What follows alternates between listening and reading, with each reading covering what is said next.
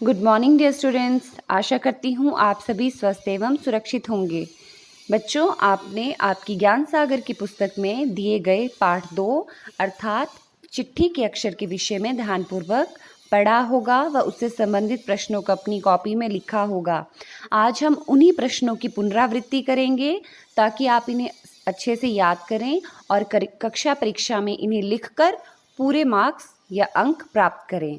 तो आप देखेंगे, पहला प्रश्न आपसे पूछा गया है, महिपाल सिंह द्वारा छापे गए साप्ताहिक समाचार पत्र में क्या क्या छपता था।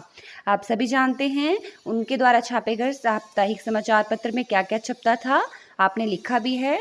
मैं एक बार पुनः आवृत्ति करवा देती हूँ। महिपाल सिंह द्वारा छापे गए साप्ताहिक समाचार पत्र में शुरू से लेकर अंत तक गांव की ही बातें, किसानों के लिए जानकारी की बहुत सी बातें तथा बड़े सुंदर ढंग से 7 दिनों के समाचार छांट छांट कर छापे जाते थे। अगला प्रश्न है, महिपाल सिंह ने लेखक को अपने घर आने का निमंत्रण क्यों दिया था? क्योंकि उनमें एक दूसरे के प्रति प्रेम भावना थी और वे उनकी कविताओं और कहानियों से भी प्रभावित थे। तो आप लिखोगे, महिपाल सिंह ने लेखक को अपने घर आने का निमंत्रण इसलिए दिया क्योंकि उनके मन में एक दूसरे के लिए प्रेम भावना थी तथा वे उनकी कविताओं व कहानियों से भी प्रभावित थे, अतः वे उनसे मिलना चाहते थे। अगला प्रश्न है, महिपाल सिंह से मिलने के बाद लेखक के मस्तिष्क में कौन से प्रश्न कौंधने लगे? जब महिपाल सिंह से लेखक मिले तो उन्होंने देखा कि इतनी सुंदर लिखावट वाला ये आदमी जिसका हाथ ही नहीं है कैसे लिखता होगा। तो आप लिखोगे, महिपाल सिंह से मिलने के बाद लेखक के मस्तिष्क में कई प्रश्न कौंधने लगे, जैसे क्या वह लिखावट इसी आदमी की थी? क्या वह बाएं हाथ से इतने सुंदर अक्षर लिखता है? क्योंकि दायां हाथ तो उनका दुर्घटना में क्षतिग्रस्त हो गया था, इसलिए वे बाएं हाथ से लिखते थे। तो महिपाल सिंह से मिलने के बाद लेखक के मस्तिष्क में यही प्रश्न कौंधते रहे, कितनी सुंदर लिखावट बाएं हाथ से भी। ठीक है, आप इस प्रकार इस प्रश्न को याद करेंगे।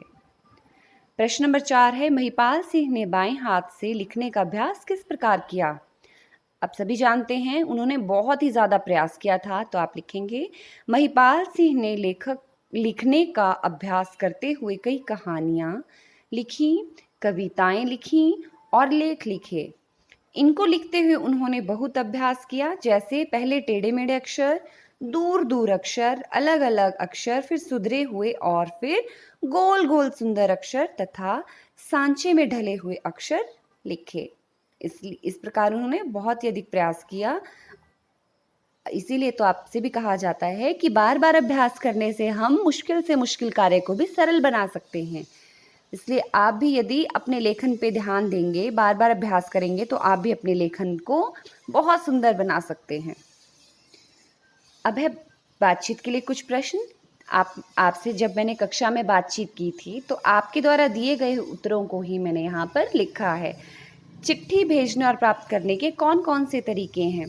तो आपने बताया था चिट्ठी भेजने और प्राप्त करने के बहुत से तरीके हैं, जैसे डाक पोस्ट द्वारा, किसी व्यक्ति के द्वारा या ईमेल द्वारा।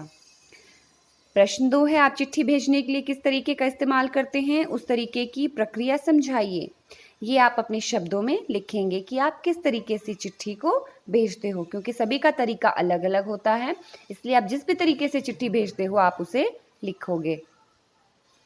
प्रश्न नंबर 3 है, आप कौन सा समाचार पत्र पढ़ते हैं, क्यों? इसके विषय में सभी की राय अलग थी। ठीक है, तो आप अपने शब्दों में से लिखेंगे कि जिस भी समाचार के पत्र के विषय में आप लिखना चाहते हो, जिसे भी आप पढ़ते हो, आप उसका नाम लिखोगे और आप उसे क्यों पढ़ते हो ये भी लिखोगे। प्रश्न नंबर 4 है, महिपाल सिंह ने अपना दायां हाथ कैसे खो दिया? तो आप लिखोगे, महिपाल सिंह ने अपना दायां हाथ फौज में एक मोर्चे पर बम दुर्घटना में खो दिया, क्योंकि महिपाल सिंह पहले फौज में थे और एक मोर्चे के दौरान बम दुर्घटना हो गई थी जिसमें उन्होंने अपना हाथ खो दिया था।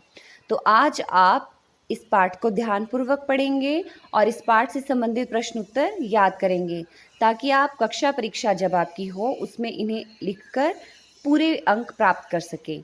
यही आपका गृह कार्य है। धन्यवाद। आपका दिन मंगलमय हो।